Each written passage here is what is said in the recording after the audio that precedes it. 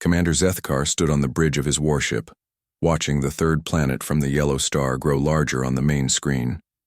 His scaled hands gripped the command rail as he studied the world called Earth. The planet looked peaceful from this distance, covered in blue water and white clouds, but Zethkar knew better than to trust appearances. "Commander, we are detecting movement near the fourth planet," reported his weapons officer. "Multiple small craft approaching our position." Zethkar nodded. The humans were coming to meet them, just as intelligence had predicted. His people, the Vorthak, had conquered 17 star systems in the past century. Each time, the pattern was the same. The local species would send their best ships to challenge the Vorthak fleet. The Vorthak would destroy them quickly. Then the planet would surrender. "How many ships?" Zethkar asked. 12 vessels, Commander. All small patrol craft. No match for our firepower." Zethkar almost smiled. 12 ships against his fleet of 30 warships. The humans were either very brave or very stupid, probably both. "Open a channel to the human vessels," he ordered. The communication officer worked at his station for a moment. "Channel open, Commander." "Human ships, this is Commander Zethkar of the Vorthak Empire. You are outgunned and outnumbered. Surrender now and your deaths will be quick." The response came back immediately. The voice was calm, almost casual. "This is Captain Jake Morrison of the United Earthship Liberty. We don't surrender. If you want this system, you'll have to take it." Zethkar studied the human ships on his screen. They were small and looked fragile compared to his massive warships. Their weapons were primitive, their armor was thin, yet something in the human captain's voice made him pause. "You have no chance of victory," Zethkar said into the communication device. "Why throw away your lives?" "Because this is our home," came the reply, "and we don't let strangers take our home without a fight." Zethkar cut the channel.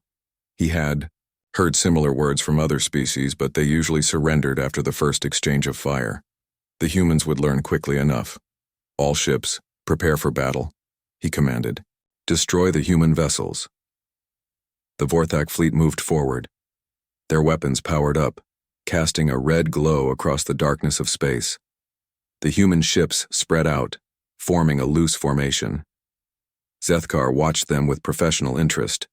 They were positioning themselves to make his ships work harder to target them. It was a good tactic, but it would only delay the inevitable. The first exchange of fire came when the fleets were still far apart. Zethkar's ships opened fire with their long-range weapons. Bright beams of energy crossed the space between them. The human ships scattered, moving in patterns that seemed random but somehow avoided most of the incoming fire. "They're faster than expected," noted his tactical officer. "It doesn't matter," Zethkar replied. "Continue firing." The human ships returned fire with their own weapons. The energy beams were weaker than Vorthak weapons, but they were accurate. One of Zethkar's escort ships took several hits to its forward shields. "Minor damage to the Sword of Conquest," reported the communication officer. "Their weapons are more effective than intelligence suggested." Zethkar frowned. The intelligence reports had described human weapons as primitive. These beams were definitely more advanced than expected. Still, they were not powerful enough to seriously threaten his fleet. The battle continued for several minutes. The human ships darted between the Vorthak vessels like small fish around large predators. They were hard to hit, but every shot they took was aimed well. Slowly, the Vorthak ships began to show damage. "Commander," called the tactical officer, "the humans are using unusual tactics. They're targeting our weapon systems specifically." Zethkar looked at the tactical display. The officer was right. Instead of trying to destroy his ships outright, the humans were aiming for weapons, shields, and engines. They were trying to disable rather than destroy. "Interesting," he murmured. "They're fighting to survive, not to win." But even fighting to survive, the humans were losing. 3 of their ships had been destroyed, and the rest were taking heavy damage. Zethkar was about to order his ships to finish them off when something unexpected happened. One of the human ships, smaller than the others, suddenly accelerated toward his flagship. It was trailing fire and atmosphere from multiple hull breaches. The ship was clearly dying. "Commander, His weapons officer called out, "That ship is on a collision course. It's not responding to our targeting computers." Zethkar realized what was happening. The human ship was going to ram his vessel, but it was too small to do serious damage to his flagship. It would be destroyed against his shields. "Let it come," he said. "It cannot hurt us." The human ship, which Zethkar's computers identified as a fighter craft, slammed into his flagship's main cannon. The impact was tremendous. The fighter was vaporized instantly, but the explosion damaged the cannon's focusing array. Sparks flew across the bridge as systems overloaded. "Main cannon offline," reported the weapons officer. "Estimated repair time, 6 hours." Zethkar stared at the screen where the human ship had been. In his culture, warriors died in battle for glory and honor. But this human had died for a tactical advantage. The small ship had sacrificed itself to take out his most powerful weapon. "Commander," the tactical officer said, "the remaining human ships are retreating toward the 4th planet." Zethkar nodded. "Let them go. We have learned what we needed to know." But as he watched the human ships disappear into the distance, Zethkar felt something he had never experienced before. The human ships were battered and outnumbered. They had lost a quarter of their force. By all rights, they should have been broken and demoralized. Instead, they were retreating in good order. Their formation was tight and disciplined. They were covering each other's retreat, making sure no ship was left behind. Even in defeat, they fought like a unit. "Sir," his communication officer said, "we're receiving a transmission from the human fleet. Put it through." The voice was different this time, younger, female. "Vorthak Fleet, this is Lieutenant Amy Brooks. You got lucky today. Next time we'll be ready for you." The transmission ended. Zethkar found himself staring at the communication panel. The human had called his victory luck. After destroying 3 of their ships and damaging the rest, the humans still thought they could win. "Commander," his tactical officer said, "should we pursue?" Zethkar considered it. His ships could catch the retreating humans easily, but something held him back. In 17 previous conquests, no species had ever spoken to him like that after a defeat. Most begged for mercy. Some raged about revenge, but none had ever sounded so confident. "No," he said finally. "We return to the fleet. Prepare a report for the High Command." As his ship turned away from the 4th planet, Zethkar thought about the human who had rammed his flagship. The pilot could have ejected, could have tried to escape. Instead, she had chosen to die to damage his ship. Her sacrifice had saved the other human vessels by giving them time to retreat. In Vorthak culture, such a death would be honored. The Siu warrior would be remembered in songs and stories. But Zethkar had listened to the human communications during the battle. There had been no talk of honor or glory. The humans had talked about protecting each other, about getting everyone home safely. They had not fought like warriors seeking death in battle. They had fought like people trying to live. The thought disturbed him more than he wanted to admit. As his fleet prepared to return to the main force, Zethkar realized that conquering Earth might be more difficult than anyone had expected. Not because of human weapons or tactics, but because of something else entirely. The humans fought differently. They fought like they had something to lose. 3 months had passed since the first battle near Mars. Zethkar now stood in the command center of the main Vorthak invasion fleet, watching the tactical display showing Europa, one of Jupiter's moons. The humans had built their primary military command center there deep beneath the ice. Intelligence reports called it New Geneva. "The fortress is well defended," reported General Korthax, the overall commander of the invasion. 30,000 human soldiers, multiple shield generators, enough supplies for a long siege. Zethkar studied the data. "How many troops do we have?" 200,000 warriors, plus full orbital support. The humans cannot win. Zethkar nodded, but something bothered him. After the battle at Mars, he had studied human military history. Humans had a disturbing habit of fighting harder when they were outnumbered. They called it being backed into a corner. "Begin the assault," General Korthax ordered. The Vorthak fleet moved into position around Europa. Massive troop carriers descended toward the moon's surface while warships provided covering fire. Zethkar commanded one of the assault groups, leading 50,000 warriors against the human outer defenses. The battle began at dawn, Europa time. Zethkar's forces advanced across the frozen landscape toward the human fortifications. The buildings were made of metal and concrete, built to withstand the harsh conditions of the moon. But they would not withstand Vorthak firepower. First, "Wave! Advance!" Zethkar commanded. His warriors moved forward in perfect formation. They had trained for this kind of assault for years. The humans opened fire from their defensive positions, but their weapons were no match for Vorthak armor and shields. The first human defense line fell within an hour. Zethkar expected the humans to retreat to their second line, but something strange happened. Instead of pulling back, the human soldiers stayed in their positions and kept fighting. Even when their bunkers were destroyed, they continued to fire from the rubble. "Sir," reported his second-in-command, "the humans are not retreating. They're fighting from positions that cannot be defended." Zethkar moved to the front lines to see for himself. Through his helmet's display, he watched human soldiers firing from behind broken walls and collapsed buildings. They had no hope of stopping his advance, but they kept fighting anyway. "Advance to the second line," he ordered. The battle for the second defense line took longer. The humans had prepared the ground well, with hidden weapons and defensive positions, built into the moon's surface. But what impressed Zethkar was not their defenses, but their determination. He watched a human soldier, a young woman with sergeant's stripes, organize the defense of a crucial position. Her name tag read Davis.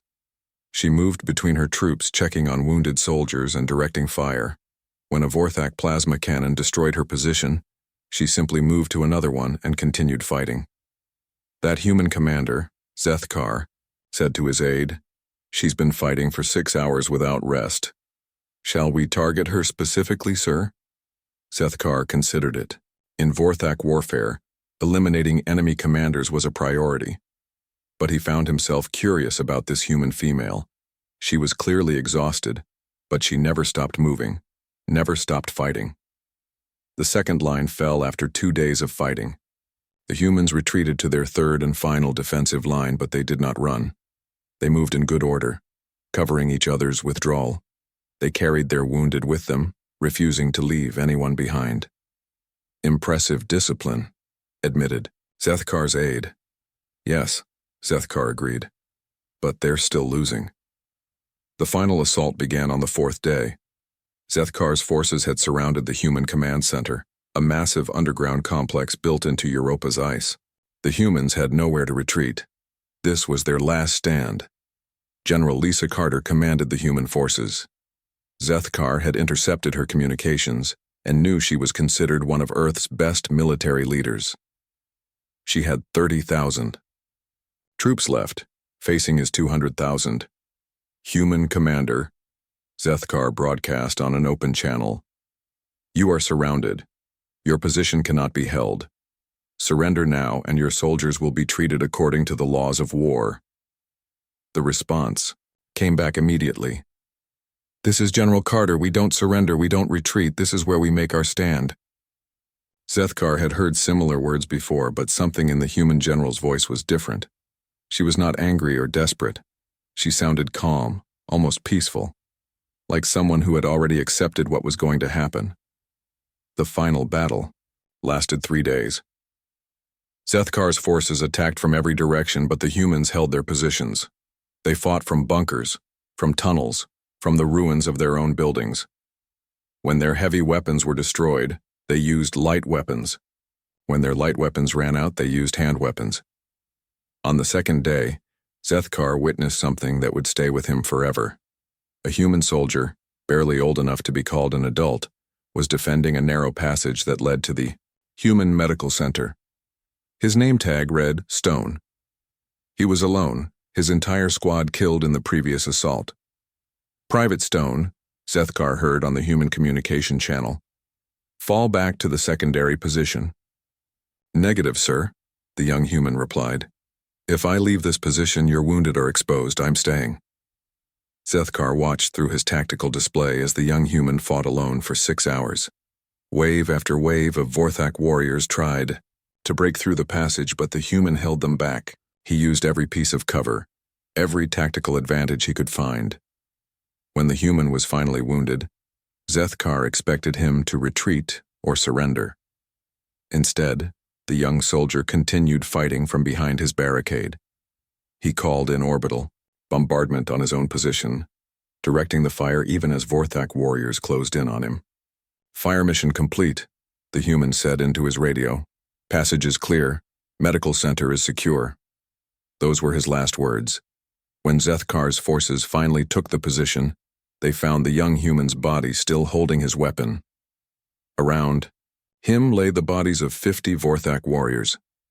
"Sir," reported Zethkar's aide, "the human held this position for 6 hours against impossible odds. Why didn't he retreat?" Zethkar stared at the young human's body. In Vorthak culture, such courage would be celebrated in songs and stories. But the human had not fought for glory or honor. He had fought to protect wounded soldiers he would never meet. "I don't know," Zethkar said quietly.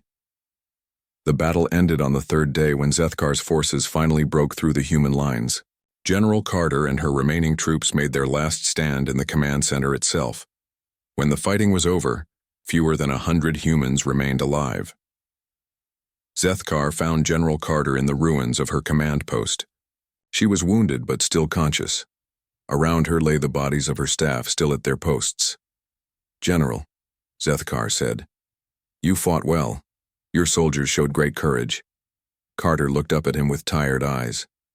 "Courage? No. We just did what we had to do. You lost 30,000 soldiers defending a position that could not be held. Was it worth it?" The human general was quiet for a long moment. "Every hour we held you here was an hour our families had to evacuate. Every day we fought was a day our children had to reach safety. So yes, it was worth it." Zethkar felt something strange in his chest, an emotion he couldn't name. The humans had not fought for military advantage or strategic gain. They had fought to buy time for their families to escape. "Your species is unusual," he said. Carter smiled, despite her wounds. "We're not warriors like you. We're just people trying to protect the ones we love." As Zethkar left the command center, he thought about the young human soldier who had died defending the medical center. The boy had not fought for glory or honor. He had fought for wounded soldiers he didn't even know. The Vorthak had won the Battle of New Geneva. They had destroyed the human military command and captured the moon. But Zethkar felt no satisfaction in the victory. Instead, he felt something he had never experienced before. He felt like he had destroyed something precious, something that could never be replaced. The humans had not just been defending a military position. They had been defending their way of life, their belief that some things were worth dying for. That night, as Zethkar prepared his report on the battle, he found himself thinking about the human general's words. The humans were not warriors like the Vorthak. They were something else entirely. They were people who loved so deeply that they would die to protect others. For the first time in his military career, Zethkar wondered if winning was worth the cost. 6 months after the fall of New Geneva, Zethkar found himself assigned to a new mission on Earth itself. The planet had been conquered, but human resistance groups were causing problems across the surface. His job was to hunt down these rebels and end their activities once and for all. Zethkar stood in his temporary command post in what had once been the city of Denver. Through the window he could see the remains of human civilization. Broken buildings reached toward the sky like dead fingers. Streets were empty except for Vorthak patrols and the occasional human moving between safe zones. "Commander," his intelligence officer reported, "we have located another resistance cell. They are operating from the mountains west of the city." Zethkar studied the tactical display. The human rebels had chosen their hiding place well. The mountains provided cover from orbital scans, and the terrain made it difficult for large forces to operate. "How many rebels?" he asked. "Intelligence estimates 50 to 60 humans. They appear to be led by a female called Dr. Helen Scott." Zethkar accessed the human database on his computer. Dr. Helen Scott had been a children's doctor before the invasion. She had no military training, no combat experience, yet somehow she was leading a resistance group that had been avoiding capture for months. A doctor leading soldiers, Zethkar mused. Interesting. Sir, should we prepare an orbital bombardment? We could eliminate the entire area. Zethkar considered it. A single strike from orbit would end the problem quickly and efficiently. But something made him hesitate. He had been studying human behavior for months now, trying to understand what made them so different from other species the Vorthak had conquered. No, he said finally. Prepare a ground assault. I want to capture some of these rebels alive for questioning. The assault began at dawn. Zethkar led 500 warriors into the mountains, following the intelligence reports to the rebel hideout. They moved carefully through the rocky terrain, expecting ambushes and traps. The first sign of the human presence was not weapons fire, but something unexpected. Zethkar's scouts reported finding a small school built into a cave system. Inside were dozens of human children, being taught by adult rebels. They're running a school in the middle of a war zone, reported his second-in-command. Zethkar moved, to see for himself. Through his helmet display, he watched human children sitting in a circle, while an elderly man read to them from a book. The man's name tag identified him as Paul Martin, a former teacher. Sir, his tactical officer said, we could capture all the children. Use them to force the rebels to surrender. Zethkar watched the human teacher continue reading even though Vorthak warriors were approaching. The man showed no fear, only concern, for the children around him. No, Zethkar said. Continue the mission. They found the main rebel camp deeper in the mountains. It was larger than intelligence had suggested, with over 100 humans of all ages. Zethkar saw teenagers working alongside grandparents, all focused on the same goal of resisting the occupation. The battle began when the rebels realized they had been discovered. But this was unlike any military engagement Zethkar had ever experienced. The humans fought not in organized units but as individuals in small groups. They used the terrain expertly, appearing from hidden positions to attack his forces before disappearing again. What disturbed Zethkar was that many of the rebels were not soldiers at all. He saw a woman who had been a teacher using explosives to block mountain passes. A man who had been a shopkeeper was coordinating supply drops with coded radio messages. Commander, his communications officer reported, we're intercepting rebel transmissions. They're evacuating non-combatants to safety. Zethkar listened to the human radio chatter. Dr. Helen Scott's voice came through clearly, calm and professional even in the middle of battle. Move the children to Shelter 3, she ordered. Medical team, we have wounded at position 7. Paul, get those kids out of there now. The teacher Zethkar had seen earlier was leading a group of children through the mountain paths, away from the fighting. Vorthak warriors could have easily captured them, but something held Zethkar back from giving that order. The battle continued for hours. The humans fought with determination, but they were outnumbered and outgunned. Slowly, Zethkar's forces pushed them back toward their main camp. That was when something happened that changed everything for Zethkar. One of his warriors was badly wounded by a human explosive device. The injured Vorthak lay in the open, bleeding from multiple wounds. Zethkar's forces were pinned down by human fire and could not reach him. Then a human figure appeared from behind the rocks. It was a woman wearing the medical symbol of the resistance. She ran toward the wounded Vorthak warrior, ignoring the weapons fire around her. Hold fire, Zethkar ordered his troops. He wanted to see what the human would do. The woman reached the wounded Vorthak and immediately began treating his injuries. She worked quickly and efficiently, using human medical supplies to stop the bleeding and stabilize his condition. All around her, the battle continued, but she focused only on saving a life. Why is she helping him? Asked Zethkar's aide. He's the enemy. Zethkar watched the human medic work. When she finished treating the Vorthak warrior, she looked directly at Zethkar's position and held up her hands to show she was unarmed. This is Jennifer Kim, she called out. I'm a nurse. Your soldier will live, but he needs immediate medical attention. Zethkar authorized a temporary ceasefire to retrieve his wounded warrior.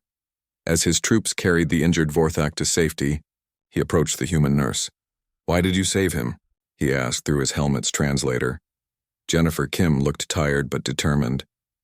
"Because he was hurt, and I'm a doctor. That's what we do. But he is your enemy. He came here to kill your people." The human woman was quiet for a moment. "Maybe. But right now he was just someone who needed help." Zethkar stared at her. In his culture, enemies were enemies. You fought them until one side won. The idea of helping an enemy was completely foreign to Vorthak thinking. "You could have let him die," Zethkar said. "It would have been one less warrior for us to use against you." "I could have," Jennifer agreed. "But then I wouldn't be me anymore. I wouldn't be human." The battle resumed after the wounded warrior was evacuated. But Zethkar found himself distracted by what he had seen. The human nurse had risked her life to save an enemy soldier. She had gained nothing from it except the knowledge that she had done the right thing. The resistance camp finally fell as the sun was setting.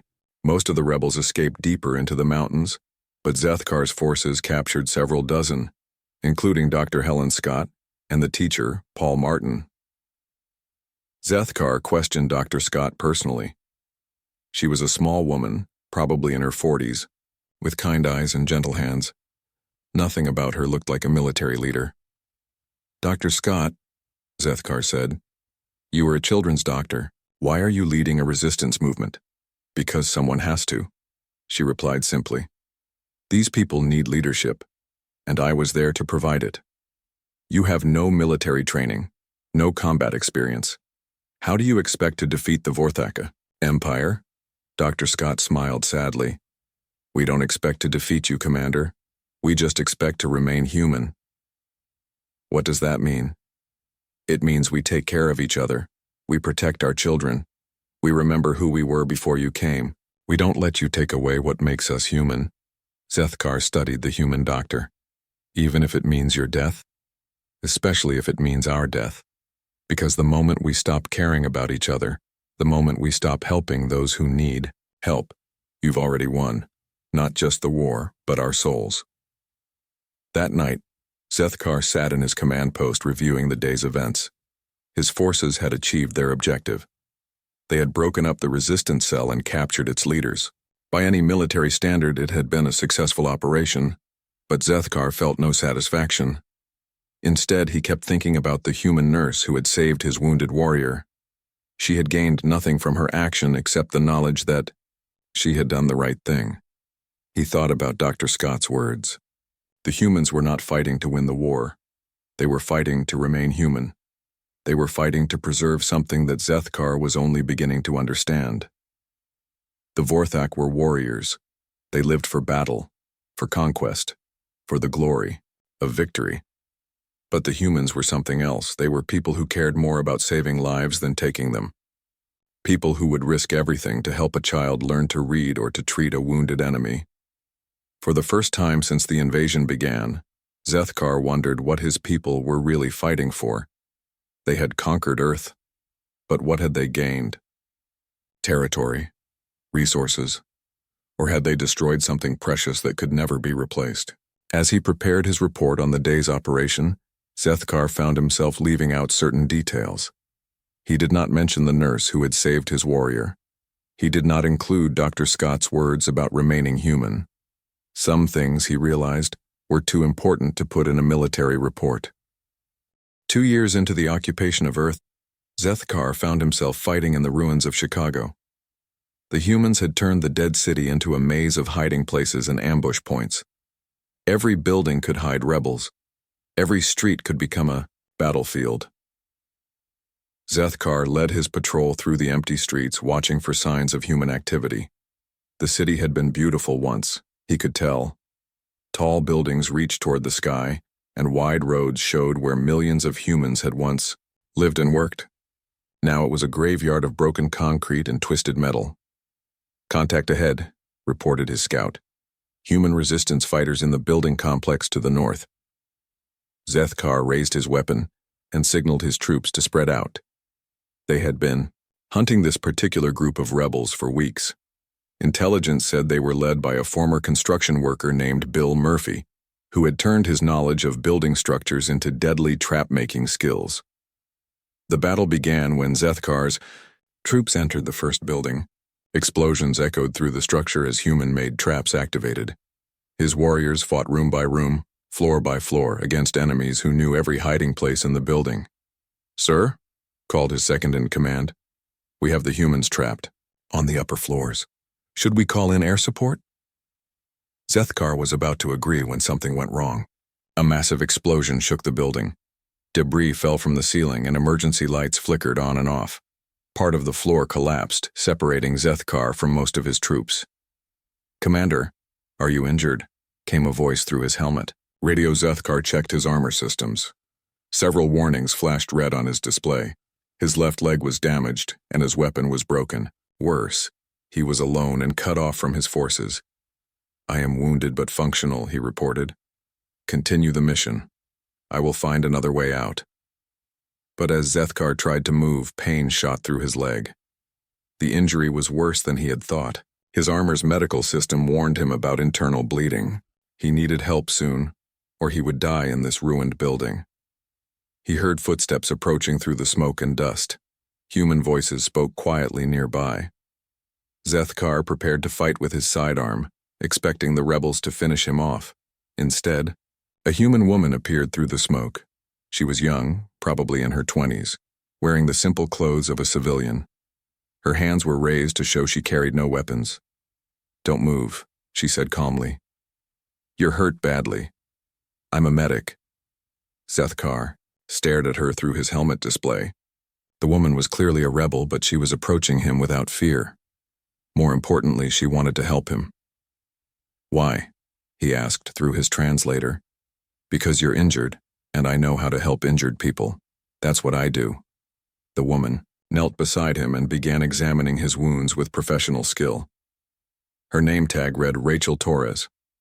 She worked quickly, using human medical supplies to treat his injuries. "You are the enemy," Zethkar said. "I came here to kill your people." Rachel continued working on his wounds. "Maybe, but right now you're just someone who needs medical attention. My forces will come looking for me. They will kill you when they find you here." "Probably," Rachel agreed. "But that doesn't change what I have to do right now." Zethkar watched her work. Her hands were steady and sure despite the danger she was in. She cleaned his wounds, applied emergency bandages, and gave him something for the pain, all while enemy forces fought just floors above them. "There," she said finally. "That should hold until your people find you. Try not to move too much." "Why? Did you save me?" Zethkar asked. Rachel sat back on her heels and looked at him seriously. "Because I'm a doctor and you're hurt. It's really that simple. But I am your enemy. I have killed your people." "Yes," Rachel said quietly. "And maybe tomorrow we'll be fighting each other again. But today, right here, you needed help. So I helped."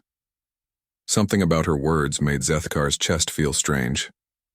In his culture, enemies were always enemies. You fought them, you killed them, or they killed you. The idea of helping an enemy was completely impossible for a Vorthak to understand. "Your species is very strange," he said. Rachel smiled slightly. "We get that a lot." She stood up and prepared to leave. "Your people should find you soon. The bleeding has stopped, but you need proper medical attention."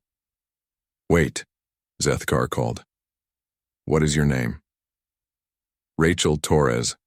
I was a trauma nurse before the war. Now I help whoever needs help." "Why do you do this? Why risk your life to help enemies?" Rachel paused at the doorway. "Because the moment I stop caring about saving lives, I stop being who I am. I stop being human." She disappeared into the smoke, leaving Zethkar alone with his thoughts.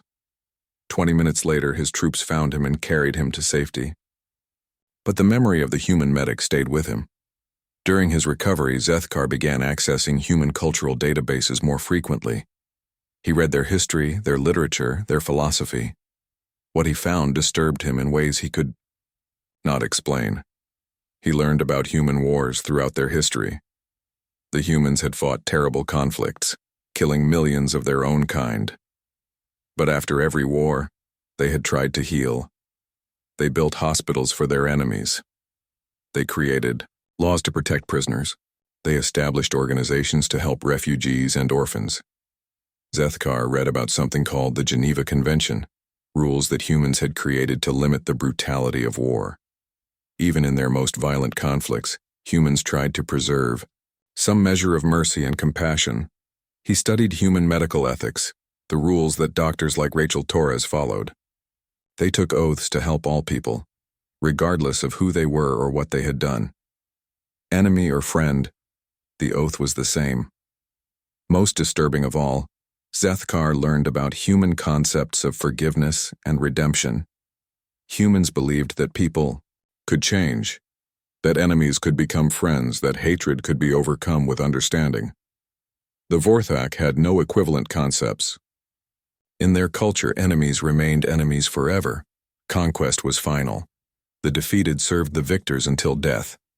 There was no forgiveness, no redemption, no second chances. But humans were different. Zethkar read about their wars where bitter enemies had become allies.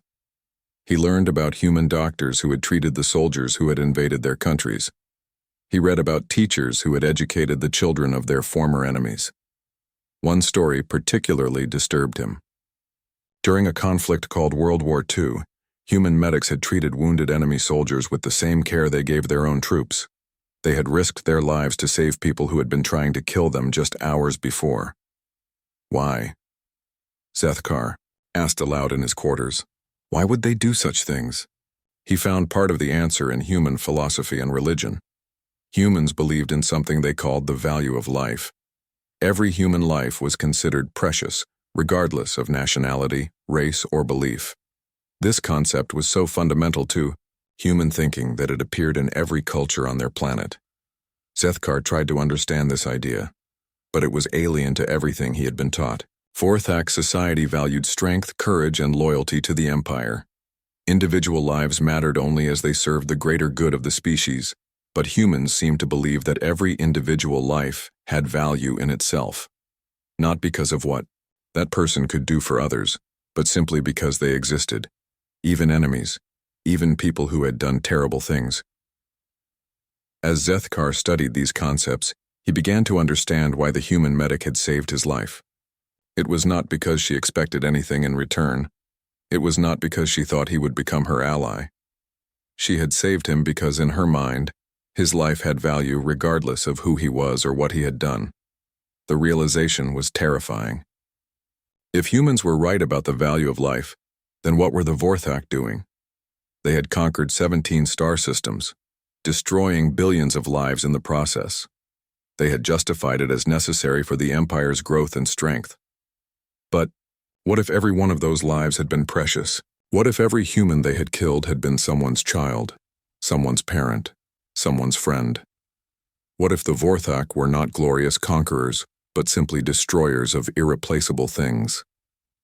Zethkar tried to push these thoughts away, but they kept returning. Every night he dreamed of the human medic who had saved his life. Every day he remembered her words about remaining human. He began to watch his own troops differently. When they spoke casually about destroying human settlements, he found himself thinking about the children who lived there. When they planned raids on resistance cells, he wondered about the teachers and doctors and nurses who would die.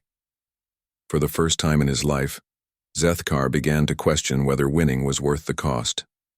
The Vorthak were conquering Earth, but they were also destroying something that might have been more valuable than any territory or resource. They were destroying the very thing that made humans worth knowing in the first place. Their capacity for mercy, for forgiveness, for seeing value in every life, even the lives of their enemies. As Zethkar prepared for his next mission, he realized that the human medic had done more than save his life. She had planted a seed of doubt that was growing larger every day. A doubt about everything he had believed, everything he had fought for, everything his people represented. The humans were changing him, and he was not sure he could stop it from happening. 3 years had passed since the Vorthak invasion began. The war was nearly over. Earth's major cities had fallen, its armies were scattered, and most of its population lived under alien rule. But the humans refused to surrender completely. Zethkar stood on the bridge of his flagship looking down at Luna, Earth's moon. The last organized human resistance had gathered there for what everyone knew would be the final battle of the war. Intelligence reports counted fewer than 5,000 human soldiers and civilians, facing the entire Vorthak fleet. Admiral Kate Sullivan commands the human forces, reported his intelligence officer. She has 12 ships, all heavily damaged from previous battles. Zethkar studied the tactical display. The human ships were patched together with spare parts and desperate hope. Their weapons were nearly depleted. Their shields were failing. They had no chance of victory, yet they had chosen to make their stand here, in the shadow of their home. "Planet, sir," his communications officer announced, "the humans are broadcasting on all frequencies." "Put it through." Admiral Sullivan's voice filled the bridge. She sounded tired, but determined. "People of Earth, this is Admiral Kate Sullivan speaking from Luna Base. Today we fight our last battle. Not for victory, but for the memory of who we were. For the children who will come after us. For the hope that someday humanity will be free again." Zethkar listened to the transmission with growing unease. In 3 years of war, he had learned to recognize something in human voices that disturbed him. It was not fear or hatred, or even sadness. It was love. They fought because they loved something more than life itself. "All ships," Admiral Sullivan continued, "remember why we're here. We're not just soldiers. We're teachers and doctors and engineers and artists. We're parents and children and friends. We carry the best of humanity with us into this battle." The transmission ended. General Korthax, the Vorthak commander, turned to his staff. "Begin the final assault. End this war." Zethkar watched as the Vorthak fleet moved toward Luna. Hundreds of warships against 12 battered human vessels. It would be over quickly. But something made him request permission to monitor human communications during the battle. "Why?" asked General Korthax. "To understand their final tactics," Zethkar lied. The truth was more complicated. Over the past 3 years, Zethkar had become obsessed with understanding human behavior. Every battle, every encounter, had shown him something new about these strange creatures who fought wars differently than any species in the galaxy. The battle began as the Vorthak fleet entered weapons range. The human ships spread out, using Luna's gravity to slingshot around the moon and avoid the worst of the alien firepower. It was a desperate tactic, but it bought them precious time.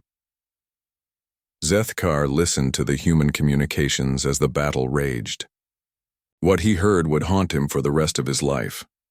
"Susan, keep your fighter close to mine," called out a pilot named Tony Rodriguez. "We're going to make it through this together." "Copy that, Tony." "Just like we practiced." Zethkar watched. The 2 human fighters worked together, covering each other's attacks and sharing ammunition when one ran low. They were not just following orders, they were protecting each other. On the human flagship, Admiral Sullivan coordinated the defense with calm professionalism. But Zethkar could hear something else in her voice when she spoke to her crew. "Engineering. How are our engines holding up?" "Barely, Admiral. But we'll keep them running as long as you need." "Good. Medical. How are our wounded?" "We're doing everything we can, ma'am. Dr. Peterson is working miracles down here." Admiral Sullivan cared about her people, not just as soldiers but as individuals. She asked about their families, their fears, their hopes. Even in the middle of a losing battle, she took time to be human. The human ships fought for 2 hours, against impossible odds. One by one, they were destroyed by overwhelming Vorthak firepower. But with each ship that died, Zethkar heard something that shook him to his core. The final transmissions were not military reports or tactical updates. They were messages of love. A ship called the Freedom went down with its captain, Commander Patricia Wells, at the helm. Her last transmission was not a battle cry or a call for vengeance. It was a poem she had written for her daughter. "My little star, remember me not as a soldier, but as your mother who loved you. Look up at the night sky and know that somewhere among the stars I am watching over you. Be brave, be kind, and never forget that love is stronger than fear. Zethkar found himself staring at the communication panel in shock. The human woman had used her final moments not to curse her enemies, but to tell her child she loved her. Another ship, the Hope, was destroyed while trying to evacuate wounded civilians from Luna Base. Captain Greg Foster stayed behind to make sure every refugee transport escaped safely. His last words were instructions for the survivors. Tell them to rebuild. Tell them to be better than we were. Tell them to remember that we fought not for hatred, but for love. As the battle neared its end, only Admiral Sullivan's flagship remained. The ship was heavily damaged, its weapons nearly silent, its shields failing. But still it fought on. Zethkar listened as the Admiral spoke to her remaining crew. It's been an honor serving with you all. Remember, we didn't lose this war, we just ran out of time. Admiral, came a voice from engineering. We could surrender.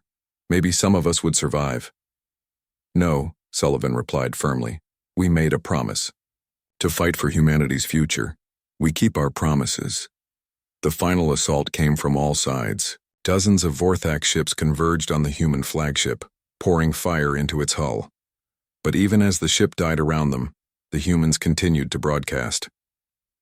This is Luna Base calling any human survivors, Admiral Sullivan said over the radio. The war is ending, but our hope is not. Somewhere out there, our children are still alive. Someday they will be free again. Tell them we loved them. Tell them we never gave up. The transmission cut off as the flagship exploded in a ball of fire. The last organized human resistance was destroyed. The war was over. General Korthax turned to his staff with satisfaction. Excellent. Prepare a victory message for the High. Command. Earth is now fully under Vorthak control. But Zethkar felt no satisfaction. Instead, he felt something he had never experienced before. It was a hollow, empty feeling that seemed to eat at his insides. The humans called it grief. In the days following the battle, Zethkar found himself studying the recordings of the human final transmissions. He listened to them over and over, trying to understand what he had witnessed. The humans had not fought for conquest or glory. They had fought for love. Love for their families, love for their children, love for their way of life. Even in defeat. Even in death, they had chosen to express love rather than hatred. Zethkar thought about his own culture. The Vorthak fought for the Empire, for expansion, for power. They celebrated victory and scorned defeat. But they had no concept equivalent to what he had heard in those human voices. A month later, Zethkar was assigned as a governor on occupied Earth. His job was to maintain order and extract resources for the Empire. But everywhere he looked, he saw reminders of what had been destroyed. In the ruins of a library, he found books of human poetry and philosophy. In a destroyed school, he saw artwork created by children who would never grow up. In a bombed hospital, he found medical equipment designed to save lives, not take them. The humans had been building something beautiful. They had created art and music and literature. They had built schools and hospitals and places of worship. They had been trying to make their world better, not just for themselves, but for their children and their children's children. And the Vorthak had destroyed it all. Zethkar began to receive reports of continuing human resistance. Small groups of survivors still fought against the occupation, but their methods were different now. Instead of military attacks, they preserved human culture. They hid books and art. They secretly taught children about freedom and hope. The resistance was no longer about winning the war. It was about keeping humanity alive in the hearts of the survivors. They fought not with weapons, but with memory and love and hope. One night, Zethkar stood on his balcony looking up at the stars. Somewhere out there, the Vorthak Empire was planning to conquer more worlds, to destroy more civilizations like the one they had found on Earth. For the first time in his life, Zethkar wondered if his people were not glorious conquerors, but simply destroyers of beautiful things. They had won the war against humanity, but in doing so they had destroyed something precious that could never be replaced. The humans had fought not like warriors seeking death in battle, but like people, desperate to preserve life and love and hope. They had shown him that some things were more important than victory, more valuable than conquest, more precious than power. And that realization would haunt Zethkar for the rest of his days, because he knew that his people would never understand what they had lost when they destroyed the humans' capacity to love their enemies, to forgive their oppressors, and to hope for a better future, even in the darkest of times.